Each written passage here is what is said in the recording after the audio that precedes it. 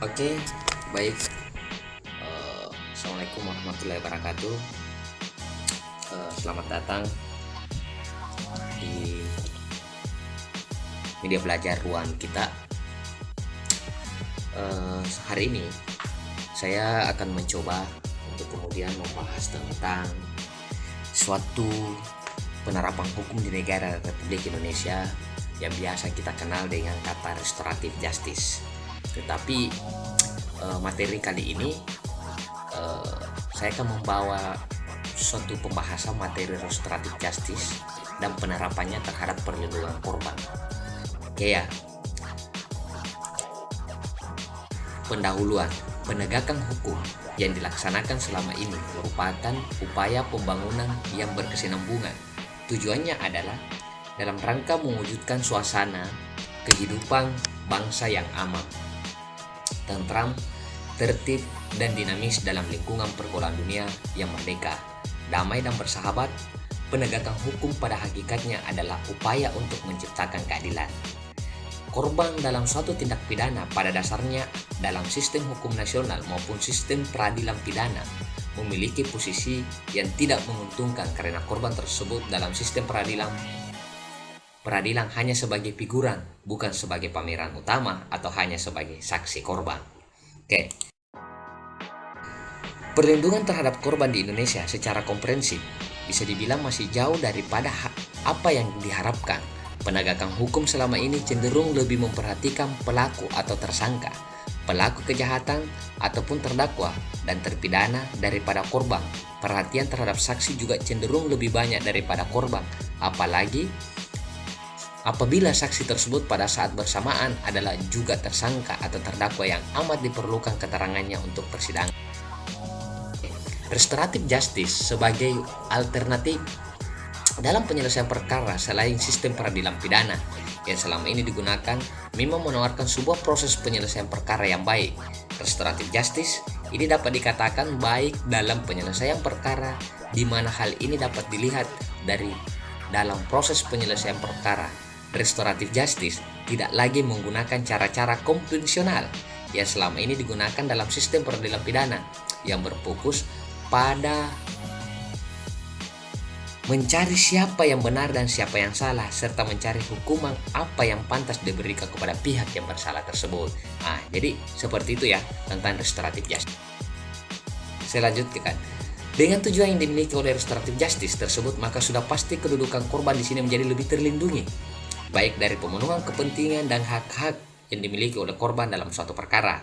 Restoratif justice sebagai bentuk perlindungan terhadap korban tindak pidana merupakan upaya pemulihan kerugian yang telah diderita oleh korban. Hal tersebut akan lebih termaknai apabila korban dilibatkan langsung dalam proses penyelesaian perkara pidana tersebut. Bahwa apa itu restoratif justice? Ini kita akan membahas tentang apa itu restoratif justice. Restoratif justice adalah konsep pemikiran yang merespon pengembangan sistem peradilan pidana dengan menitik beratkan pada kebutuhan, pelibatan korban dan masyarakat yang dirasa tersisihkan dengan mekanisme yang bekerja pada sistem peradilan pidana yang ada saat ini. Restoratif justice merupakan sebuah teori yang menekankan pada pemulihan kerugian yang disebabkan atau ditimbulkan oleh perbuatan pidana. Pemulihan kerugian ini dicapai dengan adanya proses kooperatif yang mencakup semua pihak yang berkepentingan. Bagaimana penerapannya? Jadi restoratif justice ini saya bahas kemudian apa sih itu restoratif justice? Bagaimana penerapannya dan sebagainya ya. Oke, bagaimana penerapannya? Konsep pendekatan restoratif justice merupakan suatu pendekatan yang lebih menitik beratkan pada kondisi terciptanya keadilan dan keseimbangan bagi pelaku tindak pidana serta korban sendiri. Mekanisme tata acara dan peradilan pidana yang berfokus pada pemidanaan diubah menjadi proses dialog dan mediasi untuk menciptakan kesepakatan atas penyelesaian perkara pidana yang lebih adil dan seimbang bagi pihak korban dan pelaku. Tujuan dari RJ atau restoratif justice ini apa sih tujuannya? Kenapa sih negara Republik Indonesia kemudian mencanangkan yang namanya gerakan restoratif justice? Oke, restoratif justice bertujuan untuk memperdayakan para korban, pelaku, keluarga, dan masyarakat untuk memperbaiki suatu perbuatan melawan hukum dengan menggunakan kesadaran dan keinsafan sebagai landasan untuk memperbaiki kehidupan bermasyarakat dan menjelaskan bahwa konsep restoratif justice pada dasarnya sederhana. Perubahan paradigma tentang keadilan dalam hukum pidana merupakan fenomena yang sudah mendunia dewasa ini. Sistem peradilan pidana yang sekarang berlandaskan pada keadilan atau biasa dikenal dengan retributif, menekan keadilan pada pembalasannya, dan restitutif, menekankan keadilan atas dasar pemberian ganti rugi, hanya memberikan wewenang kepada negara yang didelegasikan kepada aparat penegak hukum, polisi, jaksa, dan hakim. Selanjutnya, pelaku dan korbannya sedikit sekali diberikan kesempatan untuk menyampaikan versi keadilan yang mereka inginkan. Sebagaimana Jim Considine, salah seorang pelopor restoratif justice dari New Zealand, berpendapat konsep keadilan retributif dan restitutif yang berlandaskan hukuman balas dendam terhadap pelaku, pengasingan, dan perusakan harus digantikan oleh restoratif justice yang berdasarkan rekonsiliasi, pemulihan korban, integrasi dalam masyarakat, pemanfaatan, dan pengampunan. Oke. Selanjutnya, adapun tujuan hakiki yang ingin diwujudkan adalah terciptanya moral justice dan social justice dalam penegakan hukum. Selain mempertimbangkan legal justice, dapat pula diartikan terwujudnya keseimbangan di masyarakat pasca putusan hakim. Ini bagan yang kemudian saya cantumkan pada poin-poin ini, pada materi ini, agar teman-teman lebih memahami bagaimana sih sebenarnya itu tentang restoratif justice. Tema pokok adanya pidana penjara. Konsep dasarnya, pidana penjara tidak penting atau tidak perlu. Tujuan pidana, konsep dasarnya, pertanggungjawaban perbuatan, menyelesaikan konflik, mendamaikan. Pertanggungjawaban terhadap dampak atau akibat kejahatan. Oke, dasar kerugian, membahayakan dan menderita. Tidak dibatasi dalam bentuk pidana tetapi dipahami konteksnya secara keseluruhan. Bentuk pidana, kewajiban merestorasi akibat kejahatan dalam bentuk restitusi atau kompensasi. Kedua, rekonsiliasi dan penyatuan sosial. Ketiga, lamanya pidana tergantung kepada besarnya kerugian yang terjadi. Efek. Oke, tema pokoknya efek ya. Tanggung jawab sosial, preventif, menghindari stigmatisasi kehidupan di masa yang akan datang. Restoratif justice di Indonesia. Kita akan bahas restoratif justice di Indonesia.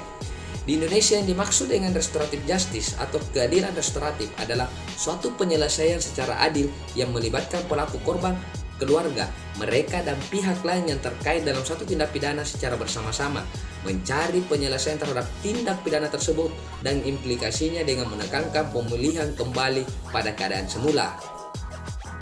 Restoratif justice adalah konsep pemidanaan, tetapi sebagai konsep pemidanaan tidak hanya terbatas pada ketentuan hukum pidana, formal dan material. Restoratif justice harus juga diamati dari segi kriminologi dan sistem pemahaman. Saya lanjut. Perlindungan hak-hak korban pada hakikatnya merupakan bagian dari pelindungan hak asasi manusia. Sementara dalam sistem peradilan pidana di Indonesia kurang melindungi hak-hak korban tindak pidana bila dibandingkan dengan hak-hak tersangka. Dalam KUHP tidak ada kecenderungan untuk terpusat pada korban, tidak mengenal adanya proses lain kecuali pemidanaan berdasarkan pertimbangan fakta material yang ada. Oleh sebab itu, wajar apabila hakim cenderung memperbandingkan fakta material di persidangan dengan ketentuan. Beberapa kelemahan SPP di Indonesia menyamarkan semua cara pemeriksaan, sedangkan masih terdapat perkara yang antara korban dengan pelaku sudah berdamai pada waktu tingkat penyidikan. Lebih menekankan pada penghukuman pelaku daripada perlindungan korban yang semestinya akibat dari kejahatan si pelaku. Terlalu legalistik dan menyampingkan prinsip social justice dan kemanfaatan pemidanaan. KUHP kita tidak mengenal restoratif justice. Oke, secara garis besar, sistem peradilan pidana Indonesia diwali dengan peran kepolisian, selanjutnya dibawa ke kejaksaan dan pelimpahan perkara di pengadilan untuk pembuktian yang diakhiri dengan putusan pengadilan. Di sini KUHP tidak memberikan kewenangan kepada penyidik, penuntut umum dan hakim untuk melakukan negosiasi dan pelaku tindak pidana dengan pelaku tindak pidana guna mempercepat proses, sehingga perkara yang sudah berdamai selalu berakhir di penjara jika terbukti bersalah tanpa melihat korban. Jadi KUHP tidak mengenal restoratif justice melalui negosiasi atau musyawarah. Pihak-pihak yang harus dilibatkan dalam penerapan restoratif justice. Oke, pihak-pihak yang harus kita libatkan dalam restoratif justice, buat teman-teman harus pahami ya, dan para kawan-kawan harus ketahui bahwa korban kejahatan, 2 pelaku kejahatan, 3 kepolisian, 4 kejaksaan, 5 penasihat hukum, 6 pengadilan, 7 petugas penjara, 8 masyarakat. Nah, ini yang kemudian pihak-pihak yang harus dilibatkan di dalam penerapan restoratif justice. Tetapi terkadang kita saat ini temukan bahwa restoratif justice ini tidak terlalu dipergunakan oleh pihak aparat penegak hukum dalam mencari suatu keadilan atau mendamaikan antara pelaku dengan korban. Sehingga menurut saya, ya, pemahaman saya bahwa restoratif justice di negara Republik Indonesia belum efektif untuk kemudian dipergunakan, atau para penegak hukum belum maksimal untuk kemudian menerapkan restoratif justice ini terhadap para pelaku atau korban kejahatan. Oke. Pelaksanaan restoratif justice atau keadilan restoratif terutama untuk kasus-kasus kecil. Kasus kecil tidak perlu diajukan hingga ke pengadilan. Aparat kepolisian dan jaksa sebaiknya mengambil tindakan bijak dalam menyelesaikan perkara semacam itu tanpa mencederai keadilan. Perkara kecil kenapa mesti masuk ke pengadilan?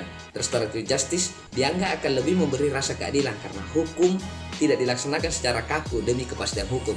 Sebab penerapan hukum secara kaku sering melukai rasa keadilan masyarakat. Jadi pada intinya restoratif justice ini adalah ibaratnya sebuah bola yang bergelinding di lapangan. Seharusnya aparat penegak hukum kemudian menjemput bola tersebut untuk melakukan suatu restoratif justice. Jadi seharusnya para penegak hukum ini kemudian yang melakukan kerja ekstra agar terjadinya restoratif justice pada diri pelaku maupun diri korban. Tetapi dewasa ini kita melihat bahwa restoratif justice ini para teman-teman dari aparat penegak hukum belum terlalu maksimal untuk kemudian melaksanakan peraturan ini, sebagaimana apa yang telah saya dapatkan saat-saat ini pada saat melakukan pendampingan di kepolisian. Sehingga saya anggap bahwa restoratif justice ini pada tataran aparat penegak hukum belum maksimal diberlakukan atau dipergunakan untuk kemudian memperoleh suatu keadilan. Konsep restoratif justice: 1. Momentum sebelum dan sesudah proses peradilan berjalan, forum yang dipergunakan.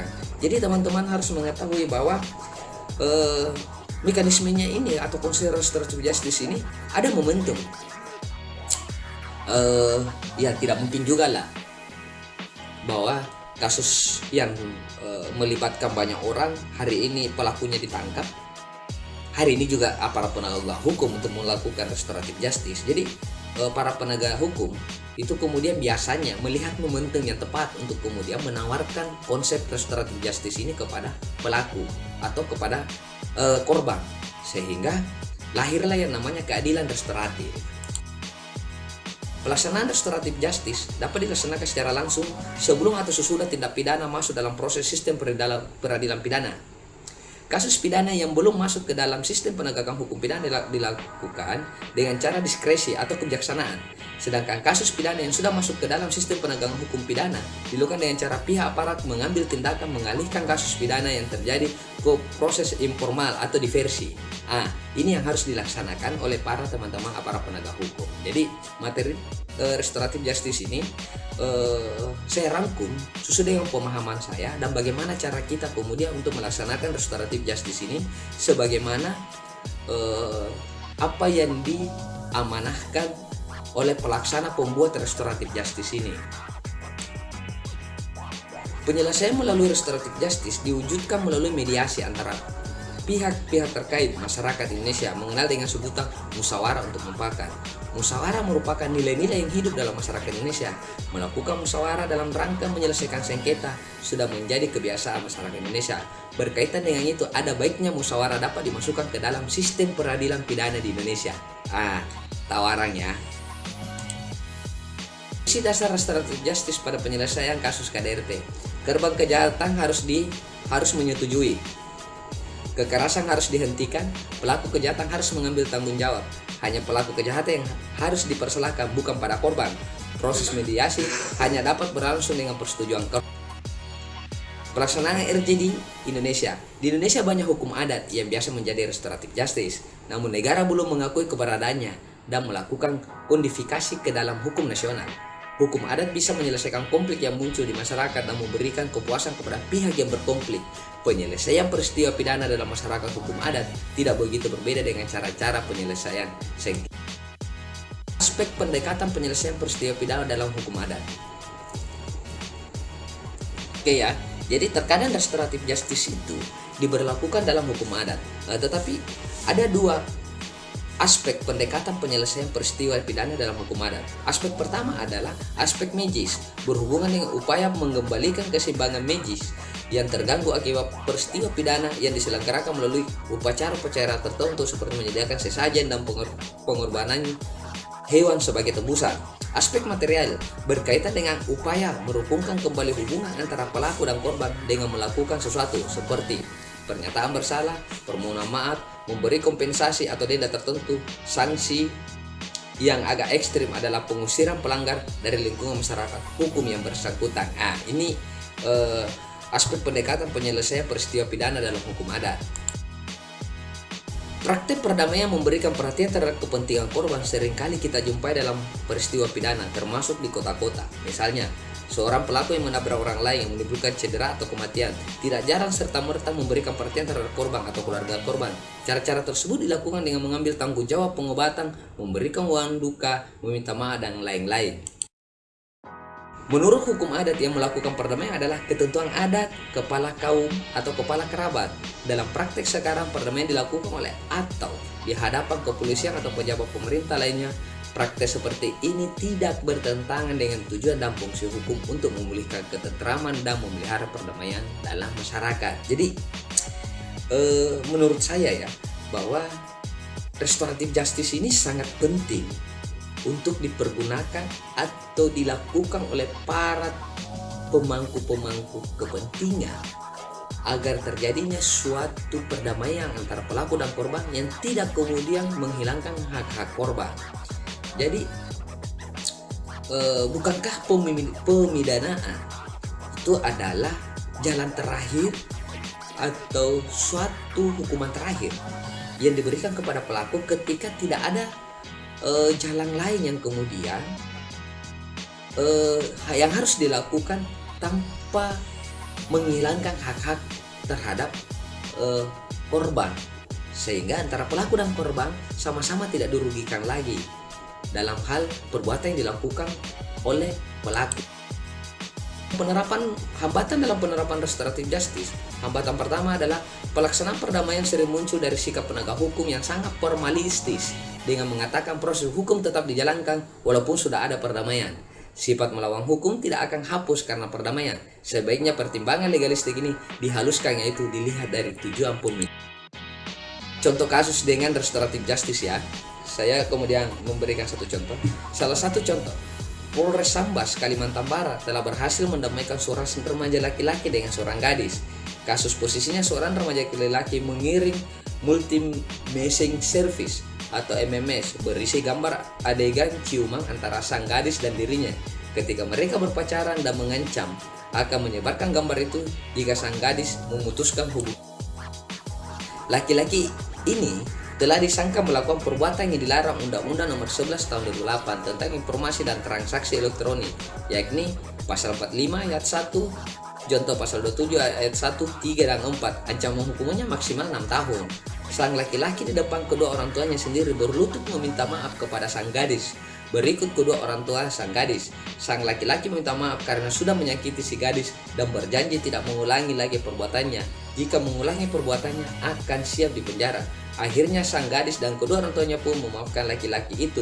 Pada waktu tersebut kedua pihak sepakat untuk kesimpulan dari hal tersebut, perlindungan hak-hak korban pada hakikatnya merupakan bagian dari perlindungan hak asasi manusia atau HAM.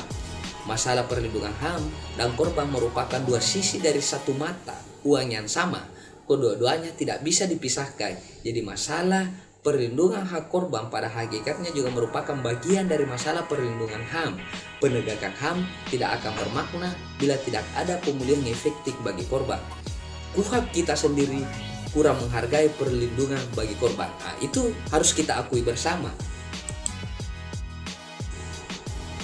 Oke, saya lanjut kesimpulannya ya. Konsep restoratif justice adalah di mana pelaku, korban, masyarakat, dan negara diatur sedemikian rupa agar tercipta keadilan yang restoratif.